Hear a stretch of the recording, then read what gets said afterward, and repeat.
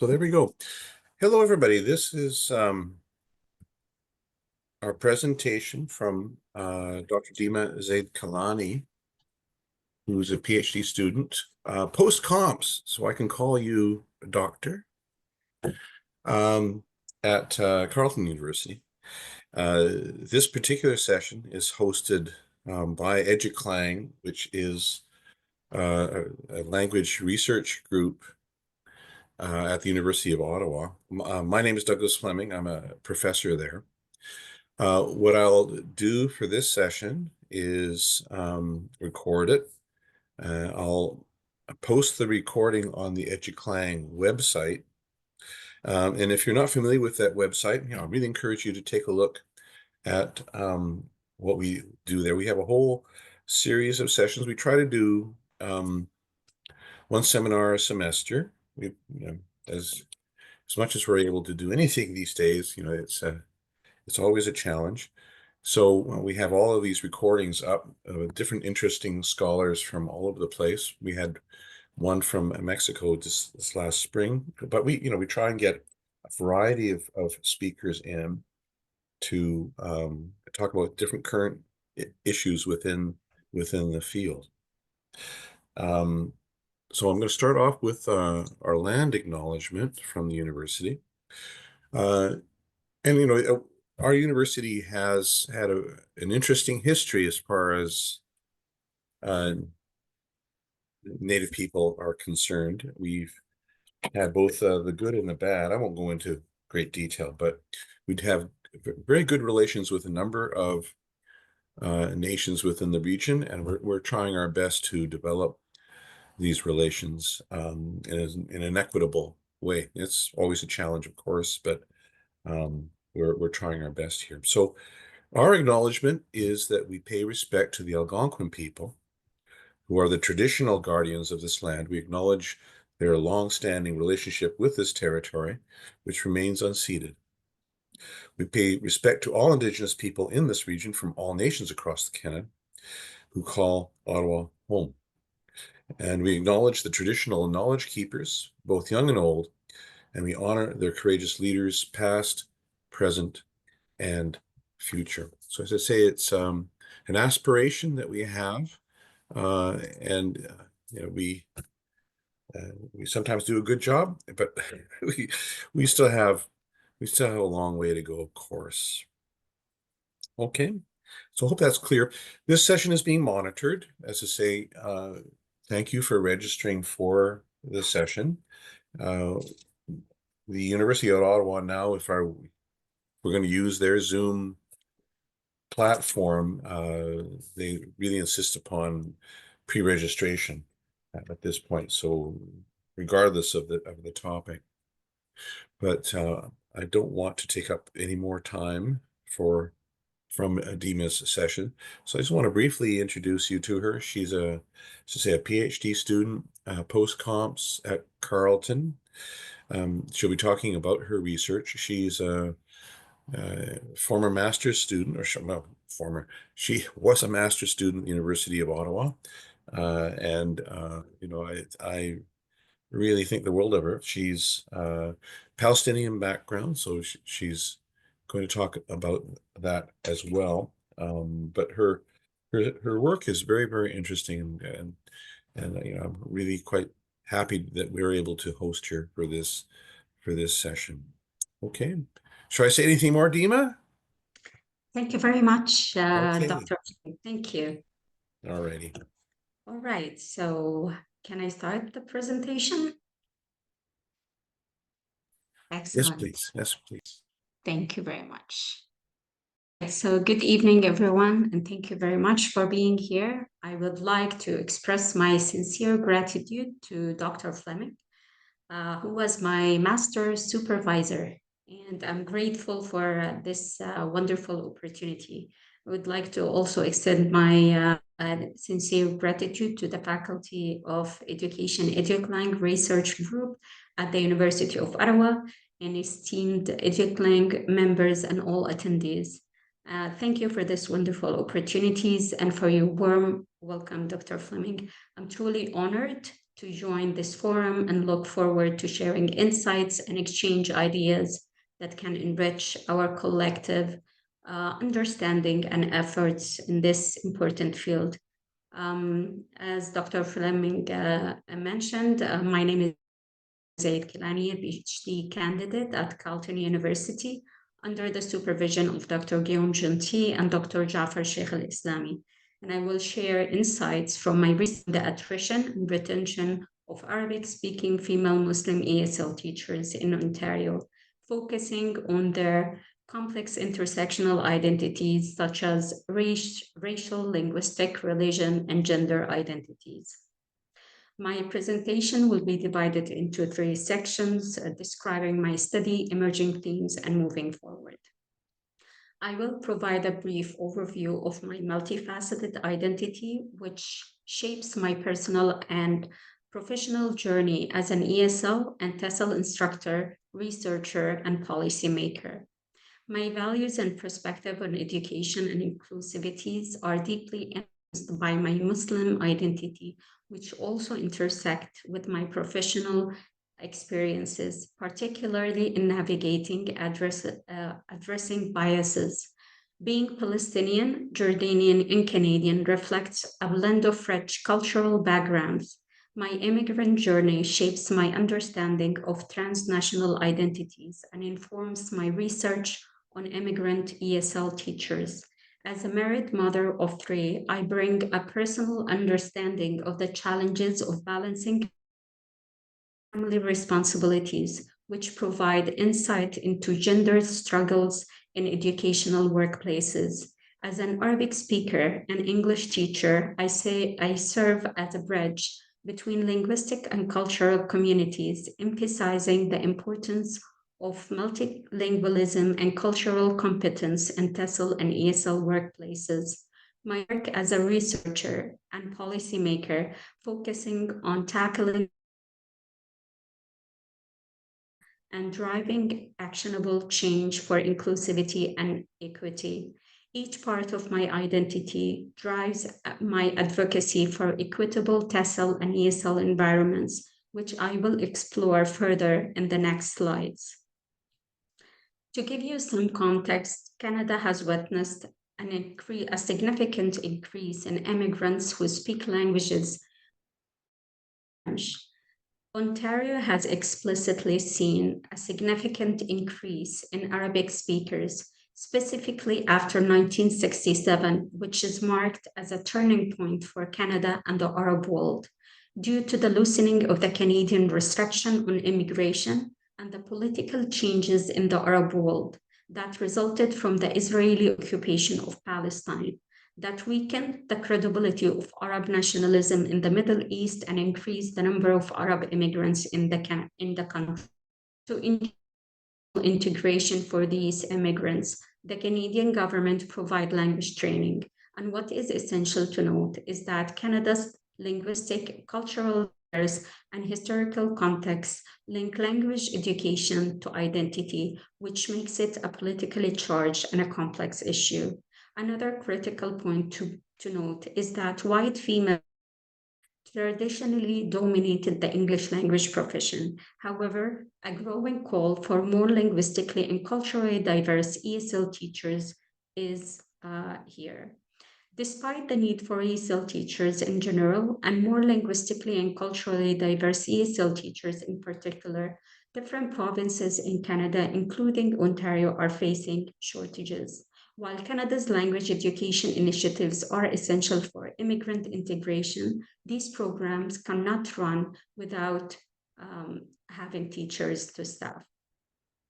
One group of linguistically and culturally diverse ESL teachers who have experienced challenges are Arabic-speaking female Muslim ESL teachers. Their unique experiences highlight the interaction of systemic barriers linked to race, religion, language, and gender. These educators often navigate environments shaped by structural inequities that question their professional legitimacy and belonging. After October 7th, the rise of Islamophobia and anti-Palestinian racism further exacerbated their struggles for representations acceptance, and agency in TESOL and ESL fields. This study is unique in shedding light on these largely unexplored narratives, offering practical recommendations to foster supportive, equitable environments that value the diverse contributions of all educators. By addressing these systemic barriers and amplifying the voices of marginalized educators, this research seeks to reshape TESOL and ESL programs to support teachers' identity, agency, and retention. So what does the literature say? There are two kinds of challenges. The first one affects ESL teachers in general. ESL teachers often endure temporary contracts, low pay, and insufficient classroom resources, leading to financial insecurity, stress, and poor work-life balance. Many are jobs, further exacerbating these challenges. Another significant challenge is the lack of collaborative spaces, mentorship, and reflective opportunities that leave ESL teachers feeling disconnected and burnout.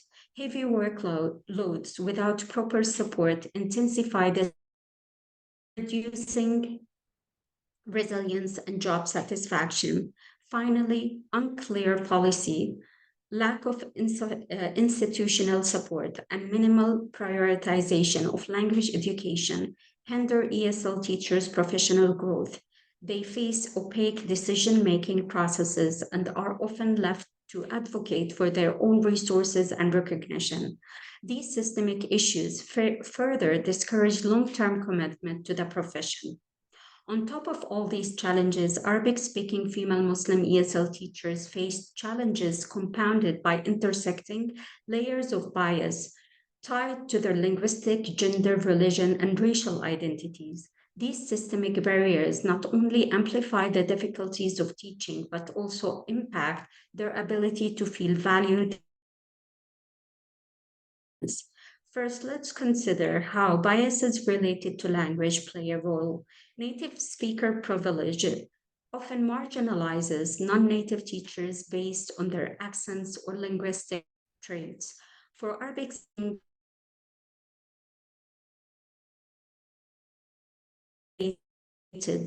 by visible markers of identity like the veil, which subjects them to even greater scrutiny and exclusion. Building on this, another key challenge is the intersection of gender identity. Gender stereotyped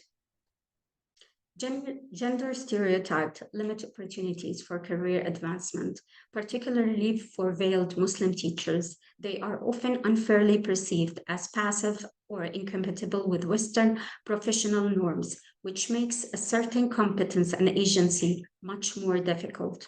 Alongside sexism, religious and racial biases further compound these difficulties. Anti-Palestinian racism contribute to hostile work environments, further marginalizing these educators. These biases undermine their sense of professional identity and belonging, leaving to navigate spaces that are often unwelcoming. Addressing these challenges requires systemic change. Educational institutions must dismantle biases like linguicism, sexism, Islamophobia, racism, and anti-Palestinian racism, while fostering inclusive policies that empower Arabic-speaking female Muslim ESL teachers. By doing so, we can ensure that these educators who bring invaluable linguistic and cultural knowledge to the classroom feel valued and supported in their professional roles. The main research question is how can we understand Arabic-speaking female Muslim teachers' attrition and retention through their experiences and perspective? To answer this question, I looked at how these teachers construct their agency and identity in TESOL and ESL workplaces. And through their narratives, I explored key insight and recommendations to strengthen their identity and agency and build a more inclusive environment. The theoretical framework that I employed is similar to a puzzle.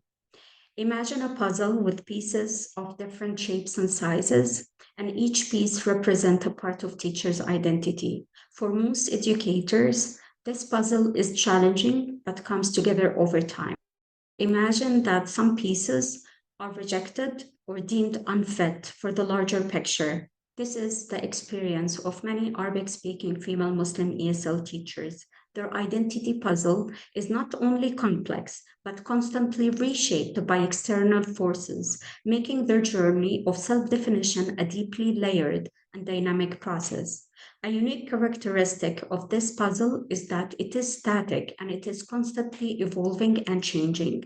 So, at the heart of this puzzle is teacher identity. Teacher identity is never static and it is continuously negotiation shaped by personal experiences, interaction, and societal norms and expectation. For teachers, identity is more than what they do in the classroom. It is about how they see themselves and how they are seen by others. It is about navigating expectations and finding authenticity in their roles and seeking legitimacy. Teacher agency is a teacher's ability to act within institutions' constraints. Agency becomes deeply contextual and dynamic, shaped by societal environments, the socio-political environments, and institutional power structure. Agency is not simply an individual trait. It is a product of constant negotiation with dominant discourses, hierarchies, and institutional demand. Now, teachers' identity cannot be understood without exploring the different aspects and layers of teachers' identity. For Arabic-speaking female Muslim ESL teachers, the puzzle becomes even more intricate because of intersectionality. Intersectionality shows how overlapping identities like race, gender, religion, and language create unique challenges. For these teachers, each layer of identity adds a new dimension to their professional journey, but also new barriers. Being a woman, being a Muslim, a non-native English speaker, Palestinian, are not separate struggles, intertwined, shaping every interaction and expectation. Consider the language piece of the puzzle. For ESL teachers, linguistic identity is often front and center. Native speaker biases in the ESL field privilege those who sound Western, devaluing teachers whose accent or linguistic heritage don't fit the mold. Pair this with racial identity, skin color, or ethnic markers further complicate the picture, leading to systemic biases that question these teachers' professional legitimacy. Critical ethnolinguistic theory is crucial as it connects linguistic competence with identity and culture. It critically examines the role of culture and power dynamics in the way ESL teachers are perceived within the school's community. This perception affects their integration and the alignment between self-identity and the identity ascribed to them by others, often influenced by stereotypes. Then there is the deeply personal layer of gender and religion. For female teachers, societal expectations collide with visible religious markers like the veil. For Arabic-speaking female Muslim ESL teachers, the veil becomes both a symbol of personal faith and a target for understanding and bias. It is as though their presence alone challenged the unspoken norms of what a teacher should look like. Now imagine an invisible force shaping this puzzle, a layer I call hidden discourse. So G's idea about the small d, capital D discourse help us understand how language and social practices define who is allowed to belong. But hidden discourse goes even further, revealing the unspoken power dynamics in institutions that decide which identities are celebrated and which are marginalized. For Arabic-speaking female Muslim ESL teachers, this hidden layer often reinforces biases that make their professional journey even harder. Considering all concept of an investment, which refers to dedication of time, energy, and resources to commit to their profession comes in handy. This investment is often challenged by tension from conflict between racial, gender, religion, linguistic, and teacher identity. Teachers' reflections and responses to these tensions provide insight into the interplay of agency and investment in identity formation. For marginalized teachers, such as Arabic-speaking female Muslim ESL teachers, the negotiation often involves resisting imposed identities and personal values and professional self-conception, and resisting take different shapes. Teachers choose to isolate themselves, become silent, or change their profession to a profession that allows them to be active agents. This framework isn't just about describing challenges, it's about uncovering the resilience of Arabic-speaking female Muslim teachers as they navigate this complex identity puzzle. Each piece, whether accepted or rejected, tells a story. It's a story of tension and perseverance, of navigating imposed identities while striving to assert their own. And by examining these layers through intersectionality, linguistic identity, and hidden discourse, we can begin to see not just the puzzle, but the larger picture of systemic inequities that need to be addressed. So the methodology I used is narrative case study. It empowers marginalized participants to share their stories and experiences in their own words. This method gives voice to those often silenced by discrimination and oppression, allows participants to construct meaning from their experiences, challenge dominant narratives that perpetuate stereotype, provide rich contextual data,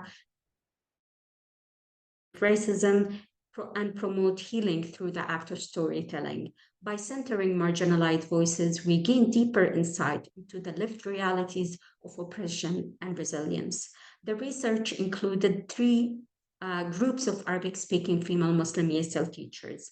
I purposely recruited 5 Arabic-speaking female Muslim ESL teachers in Ontario, aged 30 to 50, who completed TESOL program within the last 8 years. 2 participants have a master's in education, concentrating in second language education.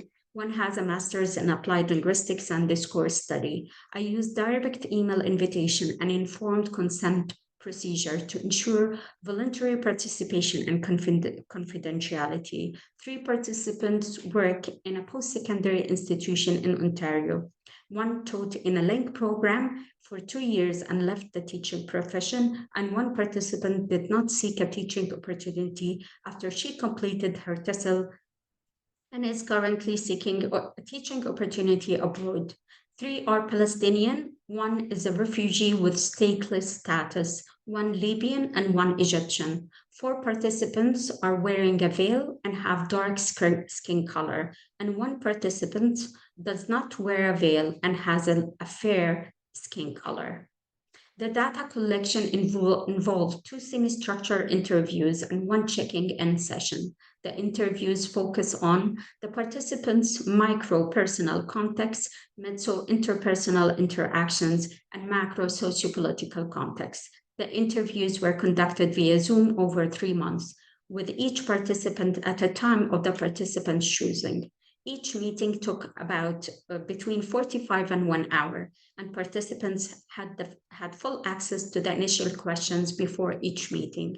The meetings were conducted conversationally to encourage a mutual exploration of the topic. The participant had the option to speak Arabic or English.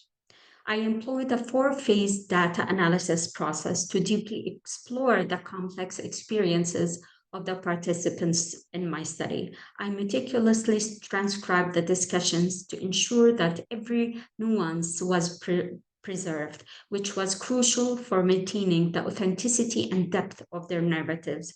I used in vivo software and Microsoft OneDrive software, such as Word or Excel and PowerPoint, to manage the transcriptions, memos, and my reflections. Next, I utilize in vivo coding to anchor the analysis in the participants' own words. This method allowed me to highlight key phrases and concepts directly from the language, ensuring that their voices and perspective were authentically represented throughout the analysis.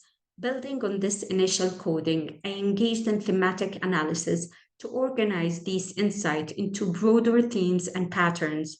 This step involved threading the needle between individual experiences and shared systemic challenges, revealing critical insight into both personal and professional struggles faced by the participants. Finally, I employed restoring and metasage to synthesize and weave these themes into coherent and meaningful narratives. It is about reinterpreting and contextualizing their stories to highlight the intersection of their identities and professional roles within the broader socio educational landscape. Through this process, I employed a braiding approach to connect personal stories to larger systemic discussions, offering both depth and context. This comprehensive multi-layer approach ensured that the narratives were not only reflective of the participants' unique voices, but also situated within broader critical discussion on identity, agency, and the challenges within ESL education. Now, I will share stories highlighting the teacher challenges using anecdotes from the transcription. For Noor, the veil she wore was more than a piece of cloth. It was a lens through which the world judged her. Some people believe that Muslim women like me are terrorist or oppressed. The media had already written a narrative about her pertaining Islam with the broad stroke of terrorism, oppression, and backwardness. Before they know me, they have already decided who I am. Noor's decision to seek a behind the screen job, a role as a call center agent, was a retreat from the constant judgment. I don't want to go through what I have been through before. The invisibility of a job without face to face interaction offered her solace. So people don't get to see you. There is no judgment. Zahra, too, had felt the crushing weight of these perceptions. When they see me wearing the veil, they don't see my choice, they don't see my faith. They only see what they have been conditioned to see, a foreigner, a stranger. The veil became more than an expression of faith. It became a symbol of difference, marking her as other and overshadowing her identity as an educator, a woman, and a human being. For Zahra, the veil was a stamp and a marker of everything people assumed about her ethnicity, religion, and capabilities. It means uneducated, abused, limited opportunities. As a Muslim who does not wear a veil, my experience has been quite different. I have worked in various roles within post-secondary institutions and link program.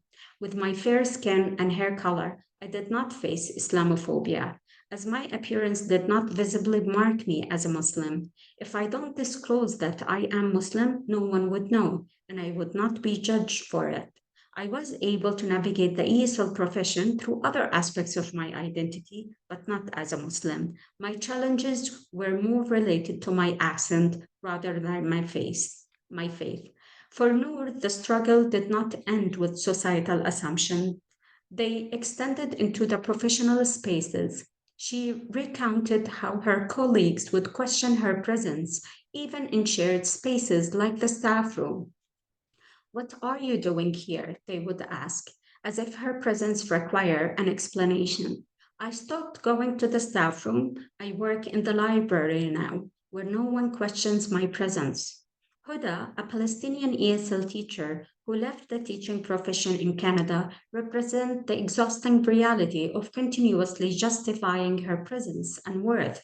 Reflecting on her experience in the staff room, she notes, I need to prove myself first to be granted this right, the right to exist, not just as a person, but as a Palestinian.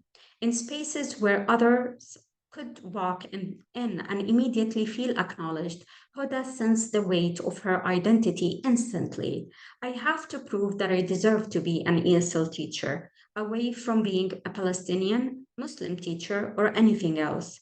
This constant struggle for recognition was emotionally taxing, leaving her with little choice but to seek validation in silence. Lamise echoed this feeling of exclusion. In one job interview, she recalled being met with whispered conversations and disapproving smiles.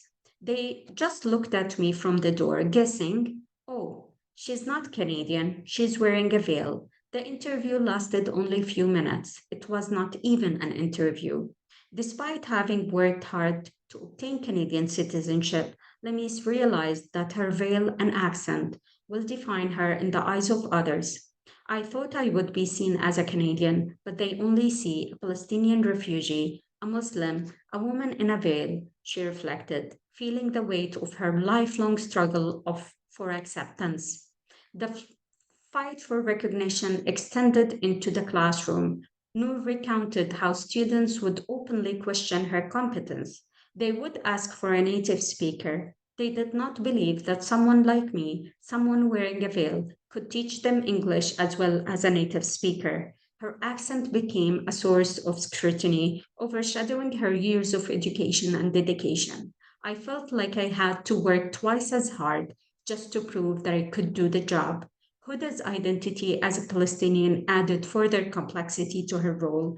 The professional environment imposed limitations on her freedom of expression, especially on topics that intersected with her personal and background. She was often compelled to present a neutral stance in discussion about sensitive issues, including the Palestinian-Israeli conflict. Recalling the sense of vulnerability this imposed, Huda described her experience as walking on a tightrope, a balancing act that required constant vigilance to avoid potential repercussions. In one particularly challenging incident, Huda wanted to share her opinion, but she felt constrained by professional boundaries and feared for her job security if she openly aligned with her Palestinian identity. I was afraid at one moment, if I stand for what I believe, I would lose my job. This experience, which deeply impacted Huda, ultimately influenced her decision to leave the profession. Zahra, too, encountered students who were skeptical of her abilities the moment they saw her. They block all your qualities, your experiences, your abilities, she said, reflecting on how her background and the veil became barriers to being seen as a capable educator. The discrimination affected her confidence and forced her to fight for the respect that should have been granted without question. I carried my Palestinian identity with pride until I emerged to Canada in 2004. That pride was tested when I was told I could not even list Palestine as my birthplace. The options that I was given were Jordan, Israel, or stateless. I chose Jordan, and since then I decided to avoid discussing my birthplace. I even stopped sharing that I was Palestinian in my classes and among colleagues. This lack of self assertion affected how I see myself as an educator. As if these societal and professional challenges weren't enough, Noor's pregnancy added another layer of complexity to her life as an ESL teacher. Determined to secure a full time teaching contract, she chose not to disclose her pregnancy, fearing that it would become yet another reason to question her abilities. I didn't tell them I was pregnant because I was so worried they would question that too. Instead, she worked tirelessly, teaching until 1 week before her delivery without asking for any accommodations. I didn't feel comfortable sharing that with anyone, especially if I had doubts about how they would see me. Are they going to support me if I feel tired? She wondered. Her silence came at significant personal cost, but for Noor, hiding her pregnancy was a means of self preservation in a professional world that already judged her for her veil and accent. The support system is not there, she explained. I've never seen it. In the 8 years I've been teaching here, the event of October 7 exacerbated the challenges faced by these educators, intensifying in Islamophobia in their communities and workplaces. Noor recounted horrifying encounters I've been sworn at, told to go back to my country while simply walking to Tim Horton.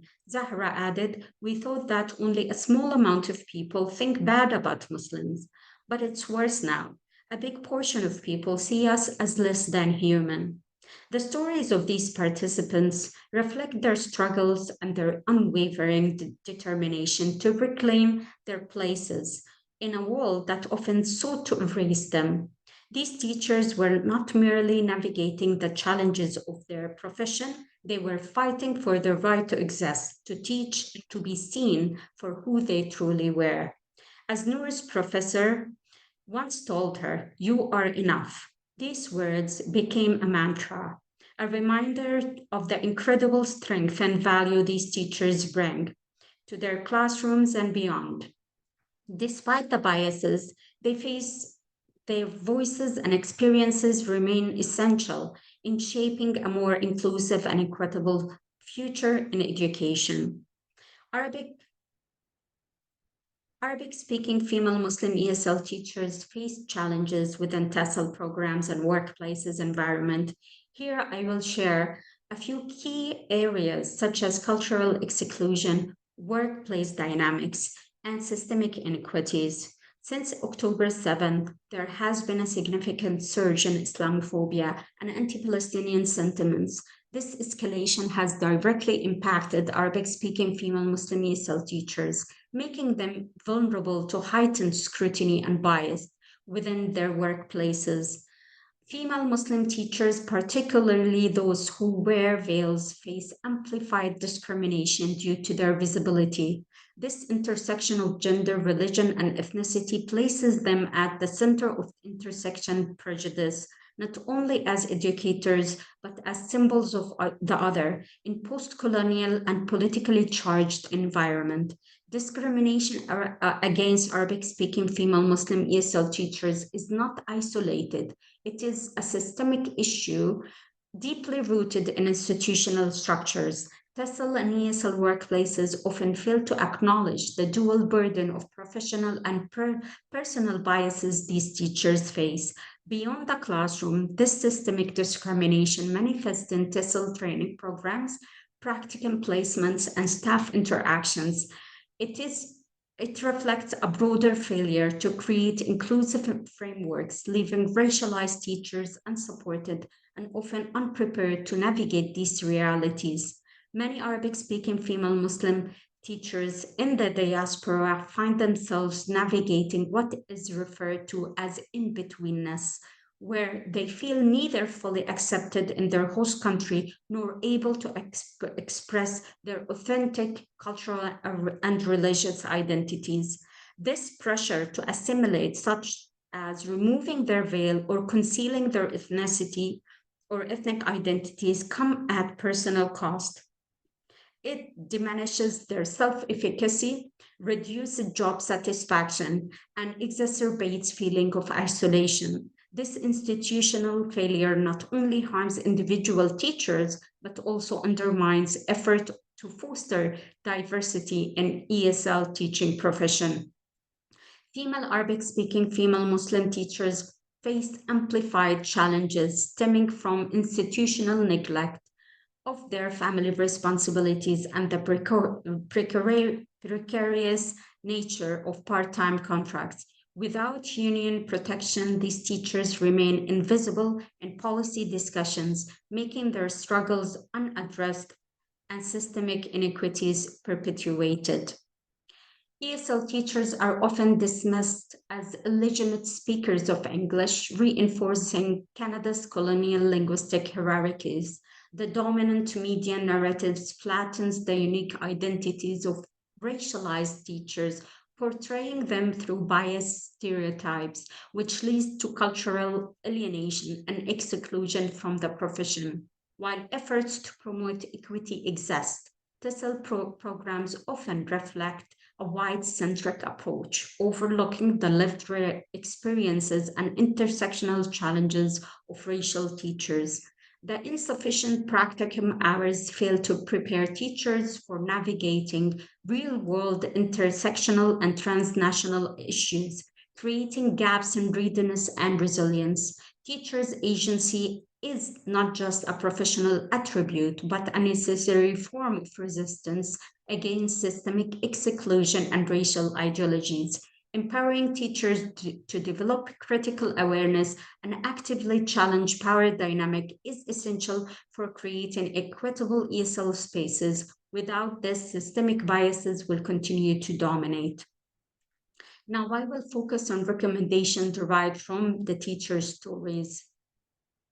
Mentorship is vital for empowering marginalized teacher. Structured program should provide consistent, tailored supporting during TESOL training and throughout TESOL careers. Mentorship bridge the gap between professional preparation and navigating workplace challenges for fostering confidence and agency. Reflective storytelling practices like journaling or narrative inquiry can help educators process identity-based challenges. Administration must prioritize transparency, equity, and dialogue. Policies should actively address biases and create supportive ecosystems where all teachers feel valued.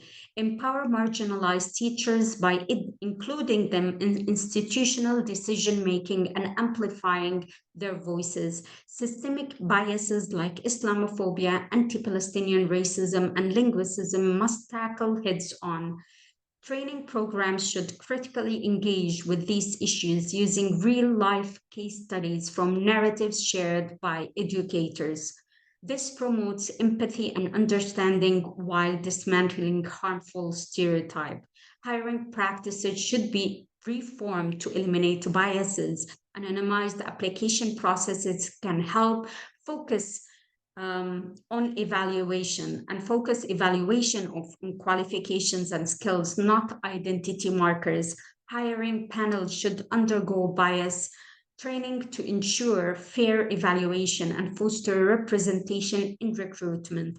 Inclusive workplace policies such as maternity accommodation and childcare support are essential for reducing barriers for female educators. These benefits should extend to part-time and contract workers to ensure equity across employment categories.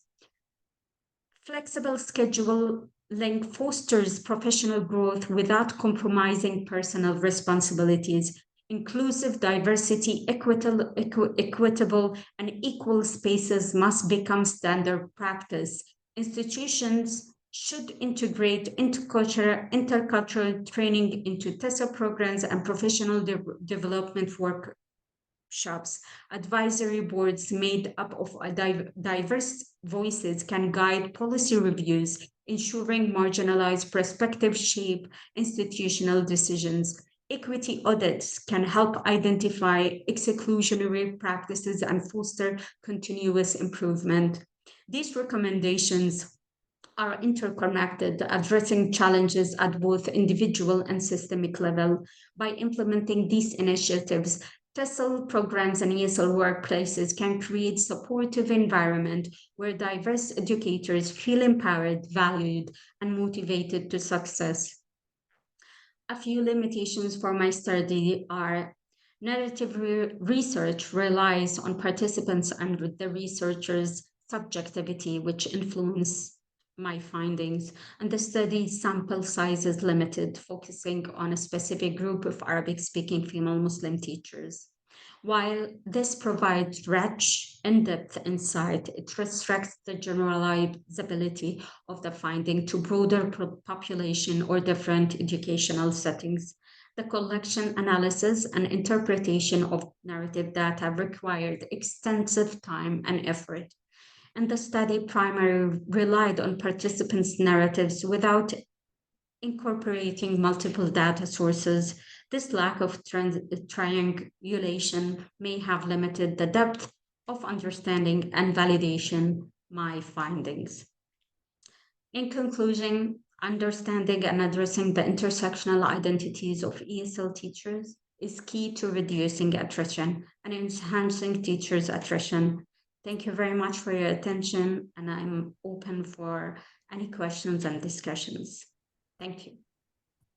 Thank you, Dima. Quite moving, I must say. Really quite a moving presentation. Important stuff. Very important. My only comment is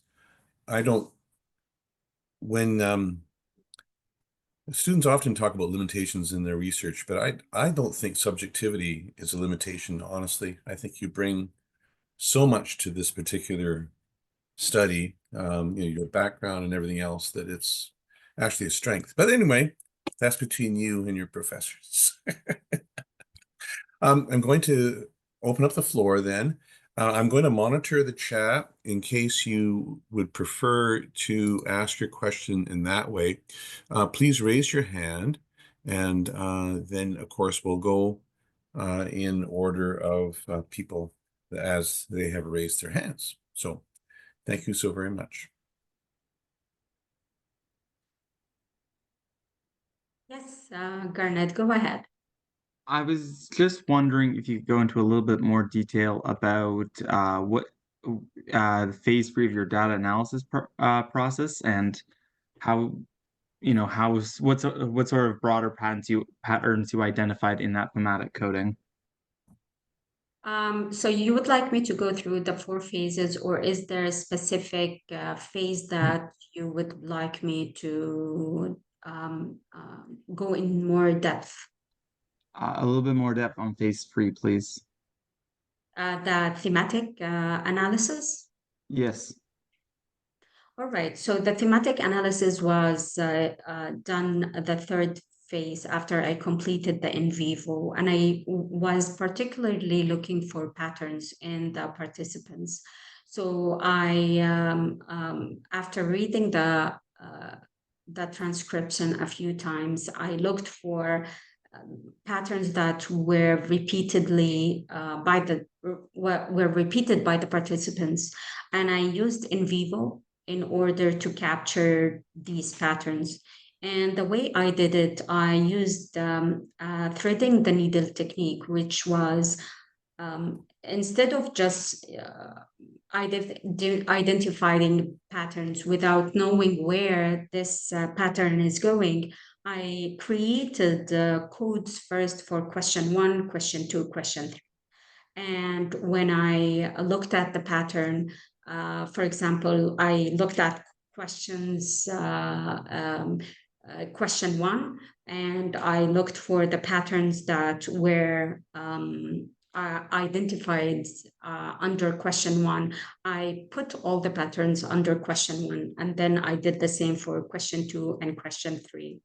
After that, through my analysis, through the 3 or 4 phases, to be honest, what I did is I used different ways to also document the codes and document my reflections, the memos. The more I went into the codes, and the more I went into more data that I have, the more I felt I need to document and also to look at my data in different ways. So I use different Microsoft platforms. I used Word document where I put the questions again, and I put the codes, and I reflected on that.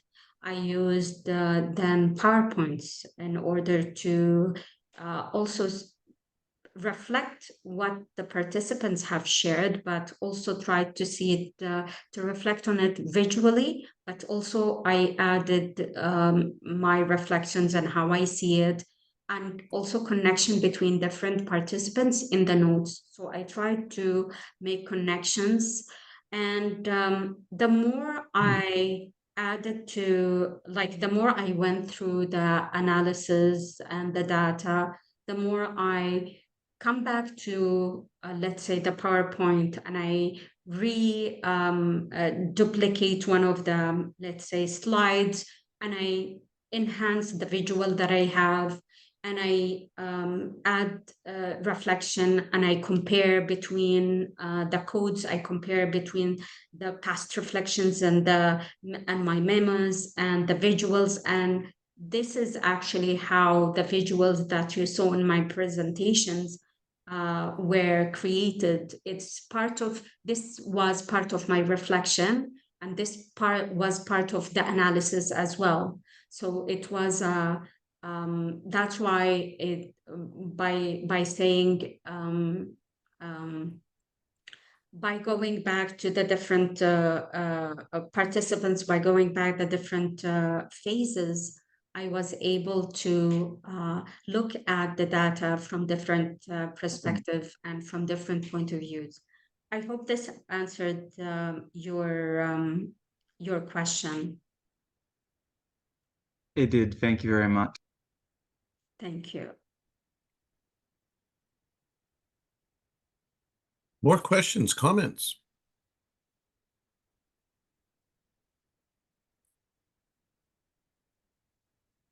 I would like to add just the analysis part usually is the most, let's say, daunting and the most, let's say, maybe the longest for PhD students, and it's not a pleasant place.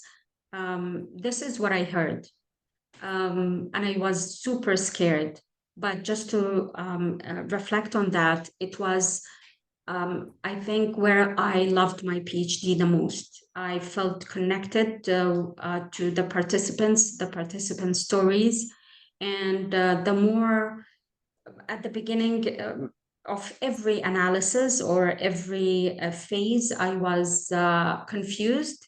But the more I went deeper into the analysis, the more I felt more confident, and it created that bond with the participants and with their stories. And also another important aspect, my reflections in my interpretations were always shared with the participants, and I always seek validation from them just to make sure that I captured their stories and what they would like to share. Even the stories that I shared in my presentation and in my dissertation, I shared it and I seek validation from my participants. So I just wanted to add this. Wonderful when that happens, isn't it? Yeah. Yeah, I have so many fond memories of some of the research that I've done, but I agree that the interaction that you have with participants is just the most joyful thing. I mean, there's frustrations, of course. It's not smooth, as I'm sure everyone would agree. But I mean, that's why we do this, That's why we do all this hard work. Thank you very much, everyone, for attending. And yes, please write your questions in the chat, or just unmute yourself. Or if you would like to, yes, Dimitri, go ahead.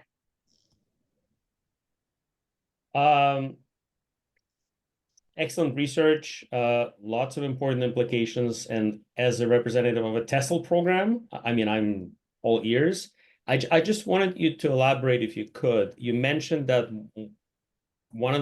some of the implications are around mentorship for in-service TESOL students. Is there any indication as to what form this mentorship can take place? Maybe one of your respondents provided any ideas around that? Well, mentorship came up by all the participants as something that is needed and something that needs to be monitored by administration as well.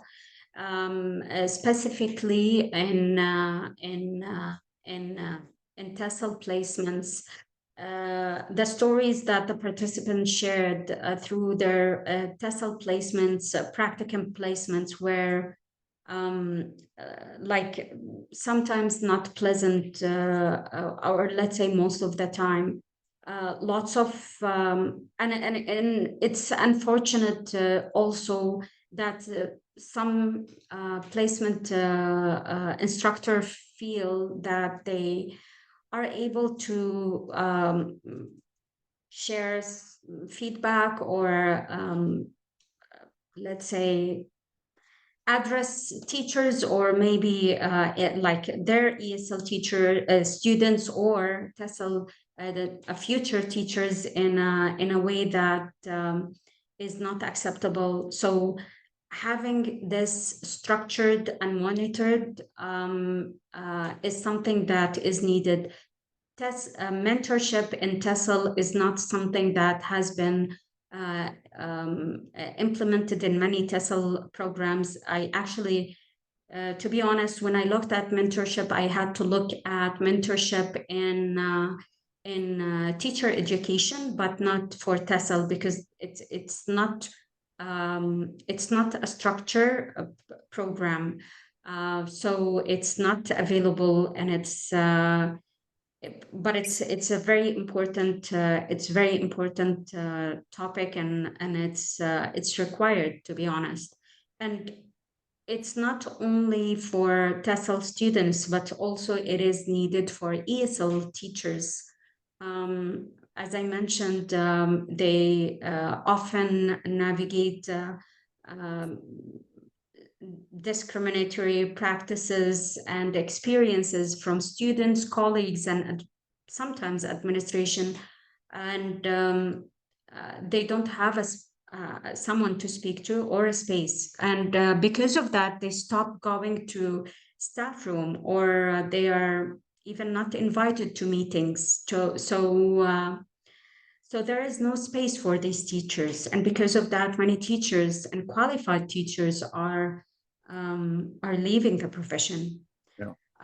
Dimitri, thank you very much for your question. And Dimitri was my TESOL supervisor, who I really admire and appreciate. And he has been a big supporter, like you, Dr. Fleming, since I met Dimitri. And he has been a supporter for not only me, but many TESOL students. So thank you very much.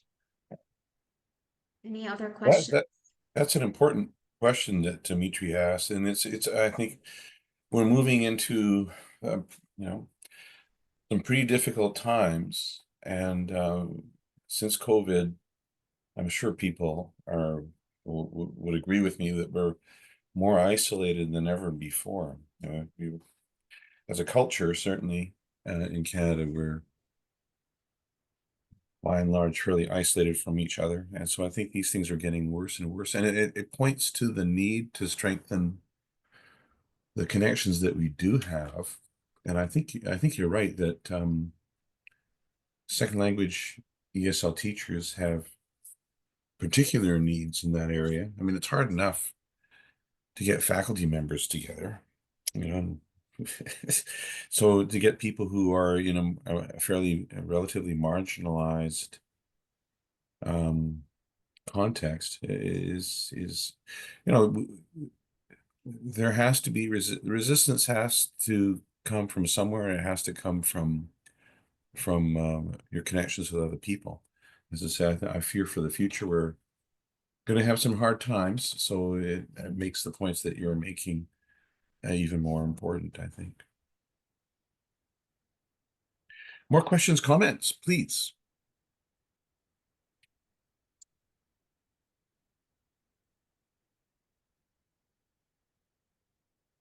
And you're also welcome to send me an email with questions if you would like. Garnet, you have a question?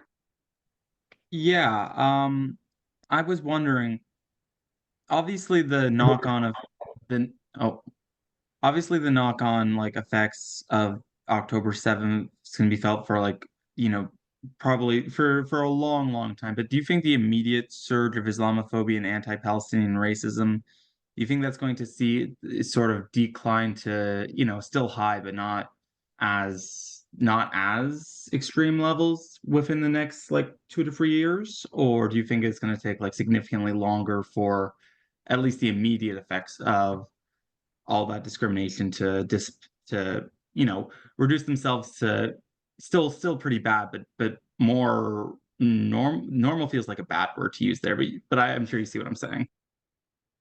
Yeah, thank you for the question. I do think that it's going to increase if we don't do anything about it. And if we don't address this,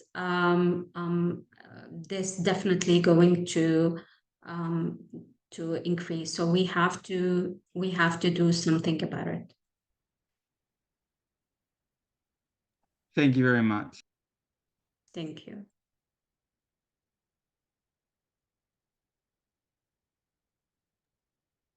One thing we can do, Dima, I don't know if you're open to these sorts of things, but you know, we're in a city that has what, 4 universities?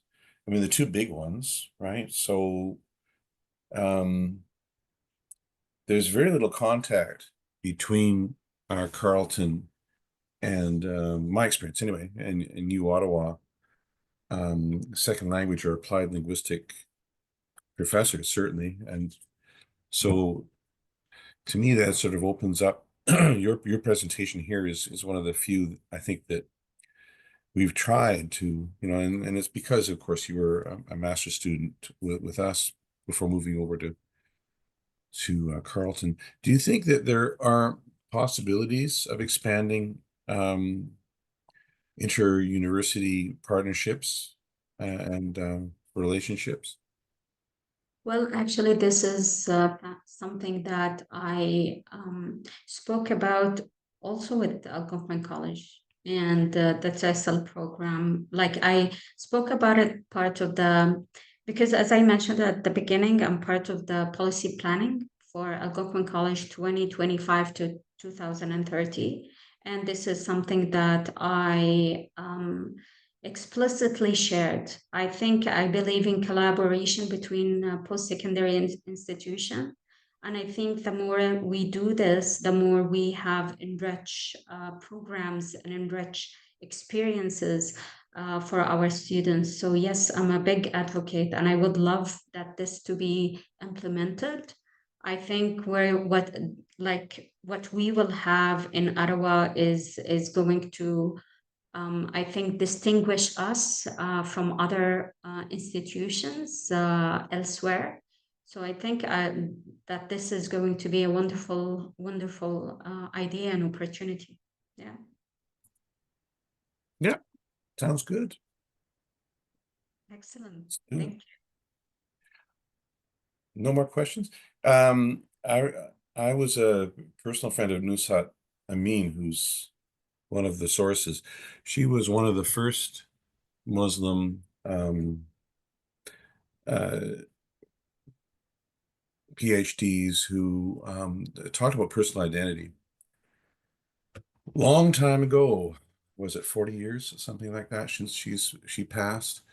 And I remember how difficult it was for her to, not that it's ever easy, but she was working in a very difficult environment.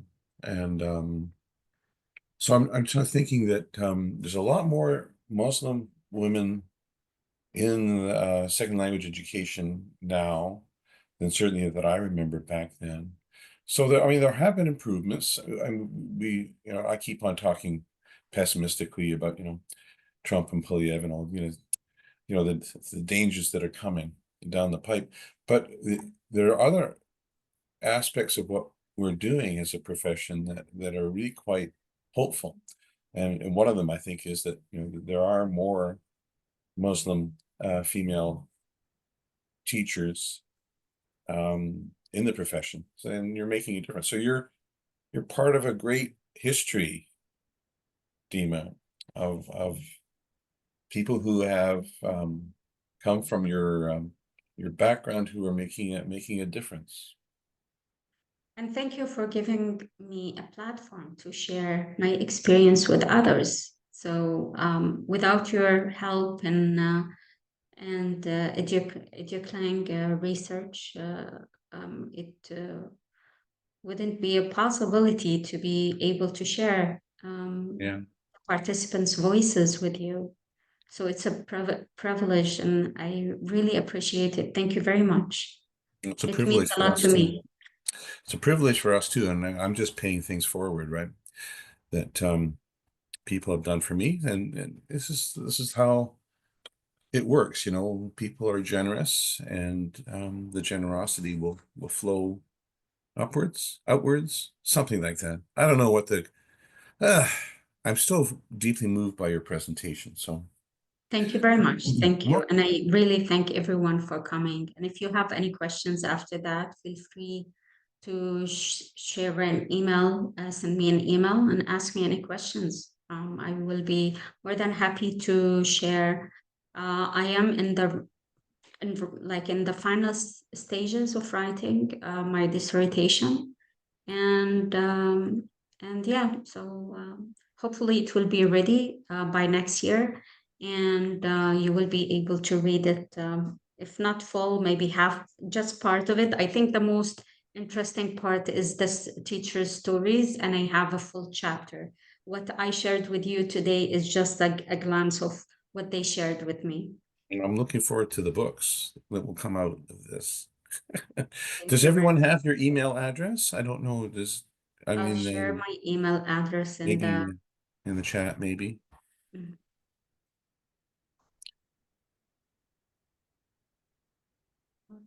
And well, but if you get lost, you can always go to the EducLang website. Just search EducLang U Ottawa to our website with all of the other stuff that we have on tap. Yeah, and we have a question from Haneen. Go ahead, please. Okay, great. Hi. Yeah, I put a question in the chat. I don't know if you saw it, but I was asking how. Haneen, you're muted, and I know I can't see it in the chat. Okay, can you hear me now? Yes, now I can hear you. I don't know, for some reason it wasn't working. Yeah, so I was asking how you chose those particular participants.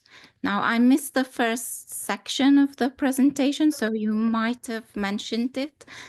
Like, was it specifically selecting people who face difficulties, or are there any examples of Muslim Arabic-speaking teachers who had a positive experience? Thank you very much. That was a very good question. And well, because I focus on the participant challenges, and because of time, I only shared the negative experiences. But in my dissertation, I shared all the experiences, the positive and negative. And some teachers, even they had some difficulties, but they also had some positive experiences, such as one of the participants had a positive practicum placement where the teacher was supportive, taking her to the staff room, introducing her to other ESL teachers, and giving her constructive feedback. She did a farewell party at the end, and she got a card for her. So her experience was unique. However, this was needed, yes, to be addressed and to be shared, because her experience affected her deeply and really strengthened her identity and how she see herself. So I shared her experience in my dissertation, but because of time, I couldn't share everything. The question about how I selected the participant, well, actually, this is a good question. When I did my master's research under Dr. Fleming's supervision, I selected, it was on Arabic-speaking female Muslim ESL teachers, and I selected at that time 3 participants. So when I conducted my PhD study, I wanted to see how their experiences evolved. Where are they now? What happened to them? So I selected 2 of the participants from my master research.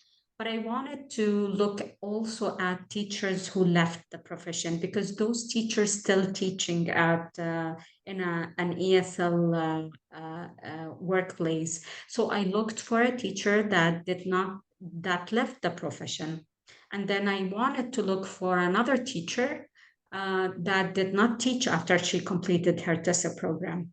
So I purposely selected the participants. I hope this answers your question. Yeah, it does. Thank you. Thank you.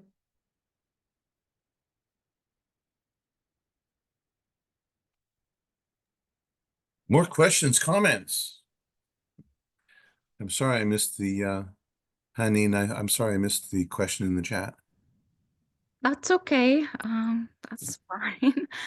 I mean, I agree with you also that things have improved, because I've seen Muslim teachers while doing my placement, my sort of practicum, and I think things were not like this in the past, because I remember attending an interview at a private language school in Toronto, maybe 20 or 25 years ago, and the like head of the school or whoever interviewed me told me usually people teach their own languages. So as if she's telling me, you know, what are you doing here? Even though English is actually my stronger language. So yeah, so I was just curious, because these teachers were hired, so it's very disappointing to see that they were then treated badly after being employed. It's not, let's say, not treated badly, but it's more about they feel that they were like they feel, and this is I'm quoting from the participants. They feel as they were hired as backup or as a substitute. They were not hired as full-time teachers. They all are part-timers, and they have in post-secondary institutions, they don't have union to support them, and they don't have any benefits for example, to support maternity. So it's like they had support from administration, let's say most of the time. They spoke positively, and I shared that in my dissertation. I shared all the positive comments because I think, and I wanted to stress that even small comments were made a difference, but they were occasional. And that's why when I say structured program, we need a structured program of support and mentorship in order to provide a constructive feedback for all teachers. And yeah, I hope this answered your question.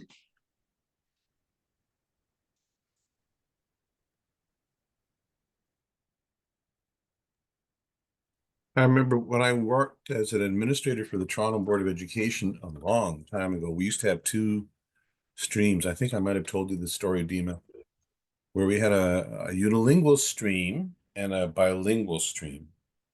Huge program. We had something like 700 teachers at one point. The bilingual stream, where we grouped people according to language group, and the teacher who was in those classrooms spoke the same language as the students. So some of that was, you know, a holdback from some antiquated theory, because we didn't really talk about the first language as being a resource at that point. It was sort of, you know, language interference, that sort of thing. But, you know, long story short, the teachers in the bilingual stream were often looked down upon by other members of the department. The working conditions, the pay scales, and everything else was basically the same, but they did, you know, feel targeted at times.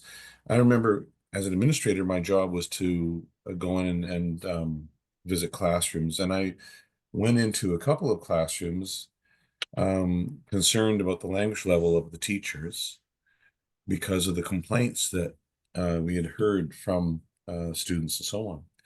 And so I found that there was a double standard in operation. The bilingual teachers, the ones who spoke English as a second language, were often held up with a much higher level of standards. So if their grammar wasn't perfect on the board or spoken grammar, these things would be pointed out to them.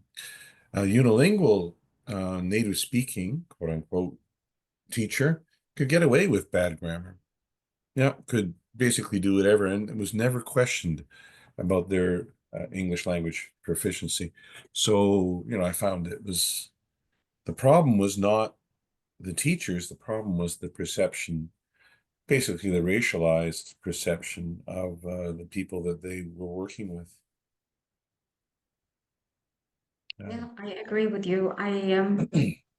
It was unfortunate, and I mentioned this in my dissertation as well, that during my first teaching course, after I completed the TESOL program, I was told, actually my students at the end of the course told me that they were asked to monitor me by a colleague, a senior colleague, and to monitor any mistake that I do in the class and to report it to her or to the program coordinator.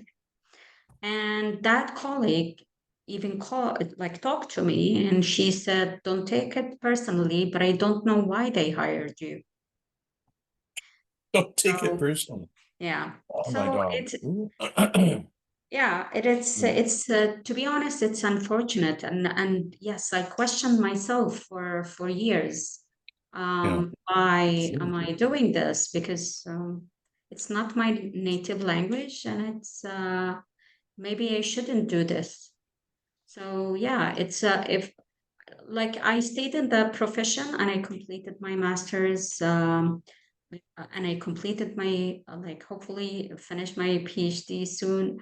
But it's unfortunate that other teachers just leave the profession because of discrimination and because of behaviors like this.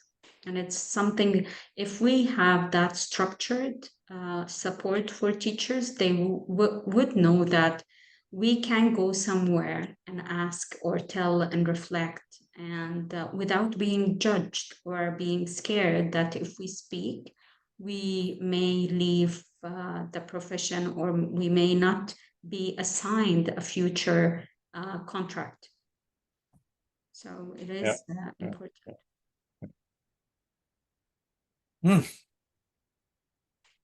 More questions, comments?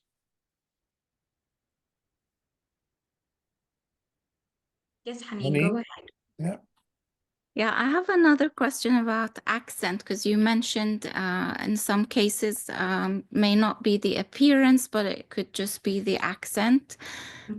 So I'm curious how that experience sort of, how it goes with other like nationalities or people from other backgrounds originally who also have a strong accent.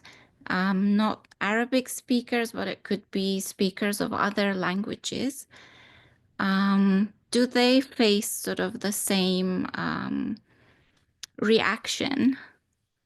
Well, thank you very much. I like from the literature, yes.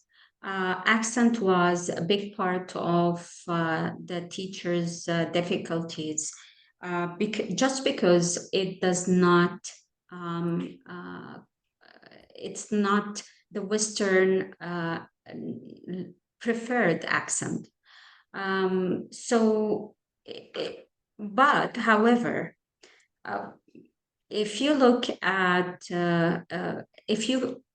if you combine accent with skin color, racialized teachers who have darker skin color, who have ethnic markers such as, let's say, dress code, a different dress code, or let's say visible ethnic markers will have more, will be targeted to more linguicism based on that. It will be less for, and this is from the literature, less for participants who have light and skin color, fair skin color, and light hair color. What the participants shared with me is that even like two of the participants shared two experiences, one in a practicum and one during teaching an ESL program in a post-secondary institution. The two teachers were not native speakers of English. However, both of them, they were second generation immigrants. And one of them actually was a male, and he came from South Africa, but he had a mixed parents. So he took the white, let's say, color, even though his parents, one of his parents were Black, and they have a darker skin color, but his student didn't know that, and he was a co-teaching with a veiled Muslim teacher who the students mocked her. They used to wear scarves and mock her in the classroom. They didn't accept that a Muslim veiled teacher is in a position where she would assess them and she has authority. They came from a background, and most of the students, the program was for international students, and they were European students from a specific country. And they, one of the comments that they shared, we conquered the world, and we are strong, and they made very obvious, explicit comments about her ethnicities, her religion, and they didn't do the same for the other teacher, even though that teacher wasn't a native speaker and was from actually South Africa, but because of skin color, he didn't face the same linguicism, the same discrimination, Islamophobia, or racism in his classroom. He didn't feel that. And the other teacher from the placement, she faced the teacher was a second degree, a second generation immigrant. But because of her light skin color, green eyes, the student didn't know that. But because she shared that with the TESOL student was able to know. However, this teacher was really supportive, and she was an example for a supportive, good mentor for the TESOL student, and this is something that I shared also in my dissertation. So yes, from what the teachers shared from the literature, there is a difference. But I can speak for the participants about coming from Arab kind of backgrounds and Muslim, Palestinians backgrounds, other than different backgrounds. I have experience with Chinese student teachers. I think I might have told you this story too, Dima, that I was asked at one point to evaluate the language being spoken by a group of Chinese student teachers at the University of British Columbia who were on their practica, and they were in danger of failing their practica. These were students who had Chinese ethnic and racial backgrounds, but they were often born in Canada, but they had certainly gone through elementary, secondary school, and then for year bachelor's degree in British Columbia. So their English was pretty damn good. But they had slightly different idiomatic expressions than what would be considered normal in Anglo-American discourse. So I think the example would be, it doesn't matter if the cat is black or white as long as it catches mice. They might say it doesn't matter if the dog is black or white as long as it catches cats. I don't know. Sorry, cat people. But I mean, you get the idea. The idiom was very similar, but just a little bit off. And that was because of the social background, the family background. Nothing to do with language per se, nothing to do with their proficiency, but it was the marker that they had, and it was the excuse I think some of the sponsor teachers used to discriminate against them. Sorry to talk. I think Heather has her hand up. Yes, sorry. Thank you very much. And thank you, Dima, for this presentation on your research. I thought it was very interesting and very important. A lot of stuff. I've been doing TESOL for a while too. And yeah, just a lot of stuff that I guess I hadn't encountered personally, but it's definitely very important. And I think your research is going to have hopefully a big impact on the field. My question is about one of the limitations mentioned.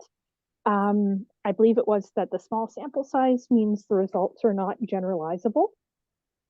I was wondering if you have plans to continue this research in the future with maybe a larger group of participants, or if you plan to continue this research in another way at a future time.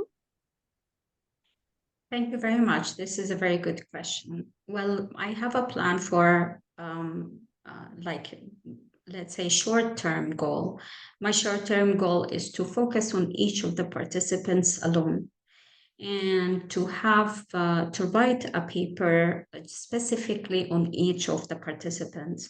I may use different theoretical framework. I don't have to use the same one. I already wrote a paper of one of the participants, and I said that for publication, and I use a different theoretical framework. And when I did that, and also because I wrote the paper before I started writing my dissertation, I noticed that the results were different because I focused on just only one participant. So my short-term goal is to focus on each of the participants and to see what I will get by doing that. And yes, I would love to do this, focusing on more participants. However, because I'm using narrative case study, and both of them were time consuming, and they required lots of effort and time and focus, to be honest, in order to not to be able, not to lose control, because I had to be alert all the time in order to be able to compare and contrast between the participants in the different cases and their stories, and how to weave these stories, taking one piece from this and one piece from the other, and try to connect their stories together. Doing this on a larger scale is going to be impossible.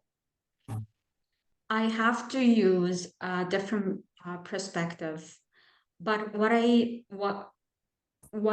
noticed is that doing a narrative case study was really beneficial because I was able to dig deep into the participants' stories and experiences.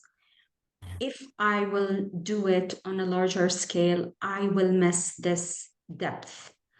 However, I may maybe look at specific aspects, different aspects, maybe not the same, maybe look at one thing and try to use maybe a questionnaire and maybe select a few participants to ask questions.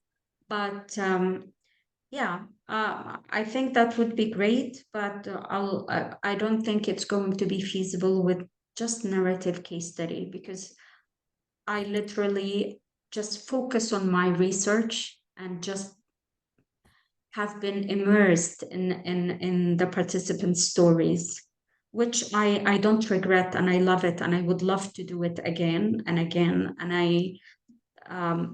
And that's why I would love to do it independently for each of, like individually for each of the participants. But I don't think that this is feasible for on a larger scale. I hope this answers your question. Yes, it does. Thank you. And I look forward to reading the individual articles. Thank you. Thank you. This is the tradition. This is the tension between qualitative and quantitative research, right? So not too many people do quantitative research in education. It's very expensive. It's very time consuming. Even professors don't do it because of the pressure we have to teach and publish.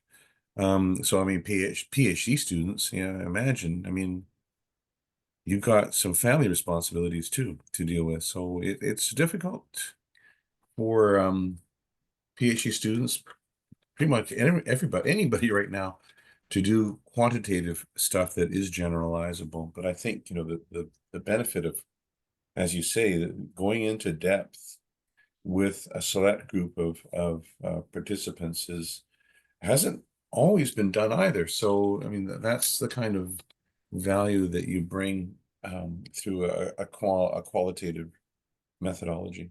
Yeah. Never be apologetic.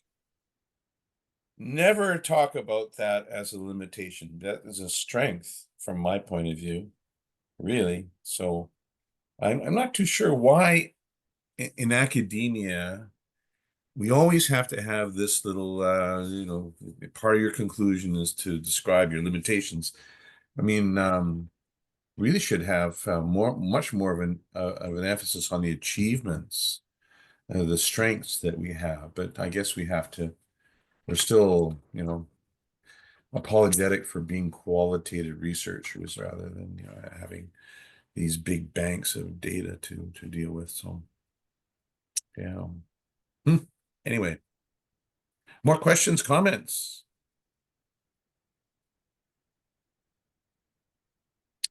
Well, seeing none, I guess that we've come to the end. I mean, this has been a very pleasant hour and a half.